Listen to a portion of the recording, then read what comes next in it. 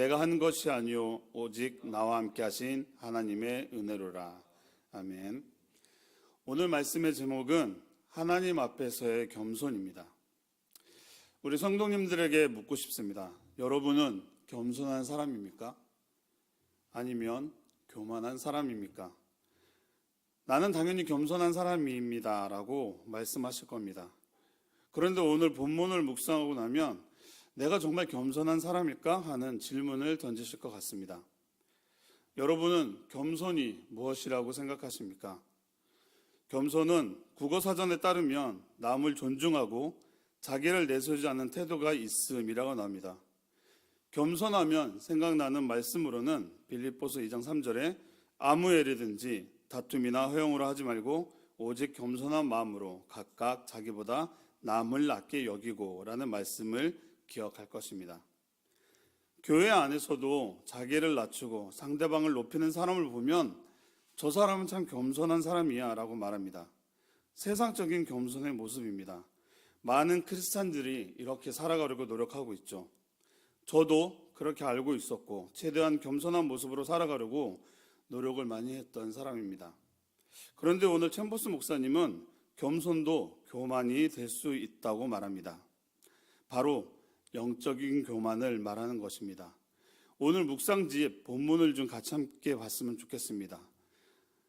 묵상집 본문을 보면 자신의 불가능만 계속 말하면 하나님께 모독이 될 수 있습니다. 자신의 무능에 대해 탄식하는 것은 하나님이 우리를 돌보지 않으신다고 하나님을 비방하는 것이기 때문입니다. 사람들 앞에서 겸손하게 들리는 말들을 하나님의 눈으로 점검하는 습관을 가지십시오. 그러한 말들이 얼마나 하나님 앞에서 건방진 말들인지 깜짝 놀라게 될 것입니다. 예를 들어 나는 거룩하다고 말할 수 없습니다. 그래서 참신자라는 생각이 들지 않습니다라고 할 때 이 뜻은 주님, 주께서 저를 구원하고 거룩하게 하시는 것은 불가능합니다. 저는 구원을 받지도 않았고 거룩해지지도 않았을 가능성이 많습니다. 너무나 많은 부족함이 제 마음의 삶에 있습니다. 오 주님, 제가 구원하고 거룩해지는 것은 불가능한 일입니다. 이러한 고백은 사람들 앞에서는 겸손하게 들릴 수 있으나 실제로는 하나님께 대항하는 완고한 마음인 것입니다. 여러분은 어떤 마음이 드십니까? 혹시 내가 했던 고백인데 라는 생각이 드시나요? 하나님은 자신에 대해 저는 무능합니다. 저는 아무것도 할 수 없습니다 라는 고백은 하나님 앞에서 모독이 될 수 있다는 것입니다. 자신을 부족하다고 계속적으로 말하는 건 하나님 보시기에 오만해 보일 수 있다는 것입니다. 우리는 사람 앞에서 겸손하게 들리는 것들을 하나님의 눈으로 보는 습관을 가져야 한다는 것입니다. 그럼 하나님의 눈으로 본다는 것은 어떤 것입니까? 하나님 앞에서 하는 어떠한 말들이 건방진 말이 될 수 있다는 것입니다. 그것을 볼 수 있어야 한다는 것입니다. 하나님은 하나님의 백성을 그냥 두시지 않습니다. 우리의 기도를 들으시고 그 때를 기다리며 우리를 지키십니다. 그리고 그 기도에 응답하십니다. 하나님이 우리의 절대 주권자임을 알게 하신다는 것입니다. 그럼에도 자신을 무능하고 하찮은 존재로 말하는 것을 사람들에게는 겸손하게 들릴 수 있으나 실제로는 하나님께 대항하는 오만한 마음인 것입니다. 그럼 우리는 어떤 다짐을 해야 하는 것입니까? 하나님 앞에서 겸손하게 들리는 말을 해야 합니다. 챔버스 목사님은 겸손한 자세를 이렇게 말하고 있습니다. 우리 함께 더 후반부에 있는 묵상집을 함께 보겠습니다. 하나님 감사합니다. 저는 제가 구원받았음을 알며 거룩해진 것도 알고 있습니다.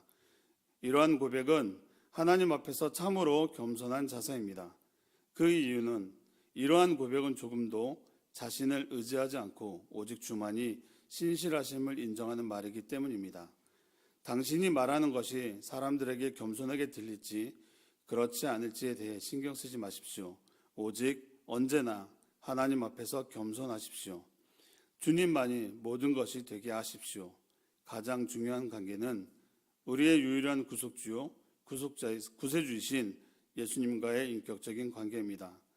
다른 것은 다 스쳐 지나가게 두고 어떤 수를 써서라도 오직 주님과의 관계를 유지하십시오. 이때 하나님께서는 당신의 삶을 주의 뜻을 이루실 것입니다. 분명 우리 각자의 인생은 하나님의 뜻을 이루는 데 있어서 무한한 가치를 지니고 있습니다.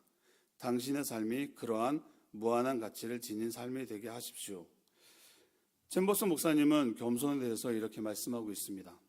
겸손의 모습은 조금도 자신을 의지하지 않고 주님의 신실하심을 말하는 사람이라고 말합니다. 자신을 의지하지 않는다는 것은 내 자신을 십자가에 못 박는 것과 같습니다. 하나님 앞에 겸손한 기도를 할 때는 다른 사람들을 의식하지 말라는 것입니다. 모든 초점을 주님께 맞추는 기도가 겸손한 기도라는 것입니다. 챔버스 목사님은 가장 중요한 관계는 구세주이신 예수님과의 인격적인 관계입니다 라고 말씀하십니다. 오직 주님과의 관계를 유지할 때 하나님께서는 당신의 삶을 통해 주의 뜻을 이루신다는 것입니다. 생각해 보십시오. 이 얼마나 축복된 말씀입니까? 주님과의 관계를 유지하고 있으면 우리의 삶, 나의 삶을 통해 주의 뜻을 이루어 간다는 것입니다. 나를 통해 주님의 계획을 이루어 간다는 것만으로도 마음이 벅차지 않으십니까?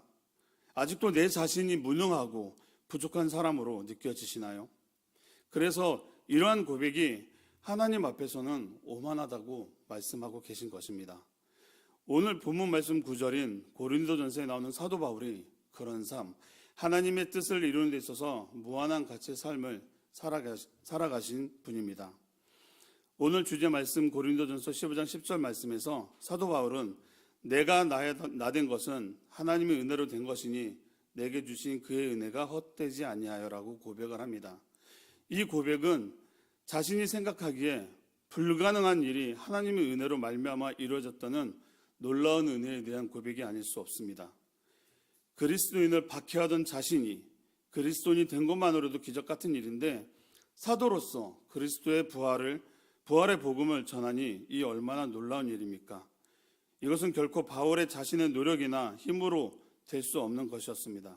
그것은 전적으로 하나님께서 강권적으로 바울을 불러 복음을 증거하는 사도로 세우셨기에 가능한 일이었습니다.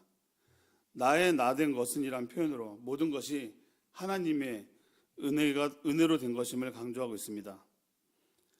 그럼에도 불구하고 자신의 그러한 수고를 자랑의 근거로 삼지 않으시고 하나님의 은혜가 자신과 함께한 결과라고 밝혀 모든 영광을 하나님께 돌리고 있는 것입니다.